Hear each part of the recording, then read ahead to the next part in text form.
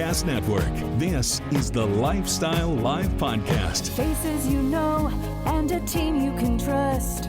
Stories that form your heart. Lifestyle Live. Lifestyle Live. Disney is not like any other trip. There is so much to think about when getting ready for this magical adventure. Amber Hankins here, and I am taking my family to Disney World for the very first time in November. On this Lifestyle Live podcast episode, Magnified Cruise One travel agent Katie Awwad is helping me prepare as she shares some tips and tricks to get the most out of my experience. This is the Lifestyle Live podcast on the All Indiana Podcast Network. Lifestyle Live. Lifestyle Live. Well, they say it is a trip you need to experience at least once in your lifetime. I've got my ears ready to go. So this November, my husband and I were taking the kids to Disney World.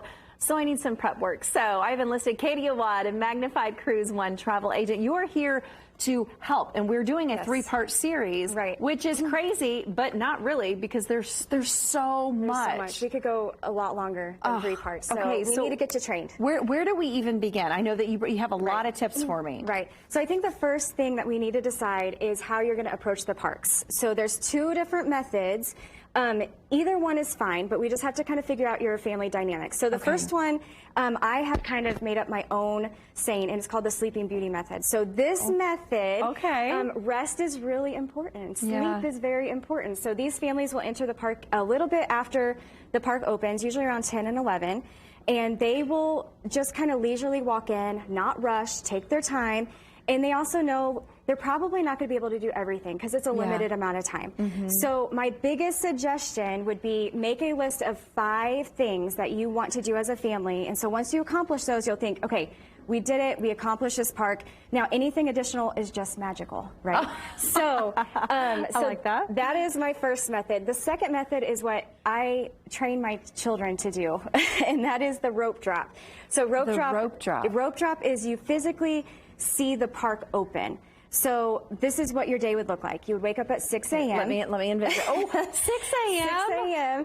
and you would feed the kids breakfast, and you'd head to transportation. So either a bus or a monorail or boat, depending on where you're staying. You get to the park before it opens, and you get to a point where there's literally a rope that you can't go any further. And so rope drop is you watch the cast members lift the rope so then you can enter the park. Okay. So why people rope drop? Because you're probably wondering why. It's a vacation. Why 6 a.m.? They're heading to the more popular rides. So every park has some really popular rides. The waits are really long during the day, and so you get there so you can accomplish that first and kind of stay ahead of the crowd. So what I like about this is it fits up right with my personality, is you can accomplish a lot in a day.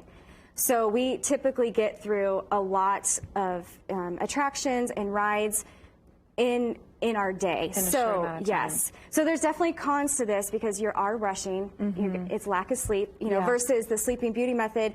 The kids are well rested, so maybe less attitudes and a happy crying fits. Well, and I had asked Katie one of the things. I said I look at all, and I love all the props that you brought. But I'm thinking my daughter's going to want this because I told you she loves sloths. She's going to want this. How do you handle that? Because I would imagine with Disney, I mean, these prices aren't cheap. Right. So what I really suggest, if you have some holidays coming up before you leave, or birthdays, I know Avery's birthdays has already happened, but ask the grandparents for gift cards. So, and you can even, like, when you go shopping, you can grab like a $25 gift card to Disney. And so then you give the kids a gift card and say, this is your budget. They have a budget. And so, and I don't let my kids shop for anything like this. Like, this was Natalie's Disneyland bag that she used all of her money for. I didn't let her purchase that until the very last day, because really all the gift shops have very similar items. So if you just wait till your last day, because they're going to want to look every day. And you don't want to carry something at, 8 a.m. and a chance to lose it. So I would just wait and just give them a budget. This is what's so tough, and I'm wondering, I'm like, do I need pens? Do I need matching shirts? Like, that's a whole We're going to talk about other thing. This is only part 1. We got to wrap this up. I know. This is crazy. It goes by so fast. So you're coming back for part 2, part 3. What can we expect? Okay, so part 2, we are actually going to pack our suitcase. So I'm going to help you know what to do. I have some tips and tricks to try to be efficient. Do we do Walmart order, or do we do Disney dining? Like, we're going to talk about saving money too. The last one is going to be special things that you don't want to miss. Okay, special things that you don't want to miss.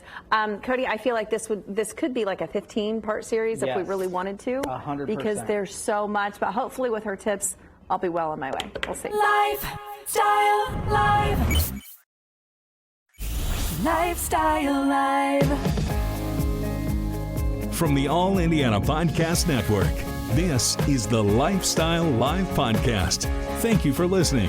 Be sure to like, follow, and subscribe to this podcast wherever you get your podcasts. And connect for even more on Facebook and at lifestylelive.tv. Faces you know and a team you can trust. Stories that form your heart.